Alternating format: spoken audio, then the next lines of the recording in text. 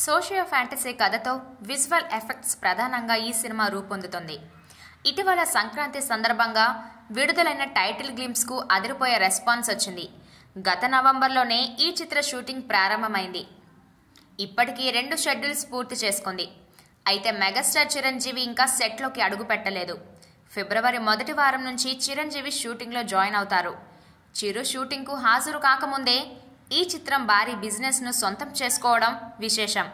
విశ్వసనీయ వర్గాల సమాచారం ప్రకారం ఈ చిత్రానికి సంబంధించి ఓవర్సీస్ హక్కులు ఇప్పటికే అమ్ముడయ్యాయట. ఈ హక్కుల్ని ఒక ప్రముఖ సంస్థ 20 కోట్లకు దక్కించుకున్నట్లు సమాచారం. సీనియర్ హీరోల్లో ఈ రేంజ్ బిజినెస్ అంటే అది అద్భుతమనే చెప్పాలి. అయితే షూటింగ్ ప్రారంభ దశలోనే ఈ చిత్ర ఓవర్సీస్ హక్కులు అమ్ముడుపోవడం ఇప్పుడు సంచలనం కలిగిస్తోంది. ఇది చిరంజీవి స్టార్ పవర్ అంటున్నారు మెగా ఫ్యాన్స్. ఈ చిత్రానికి ఆస్కర్ అవార్డు గ్రహీత ఎంఎం కీరవాణి సంగీతం అందిస్తున్నారు.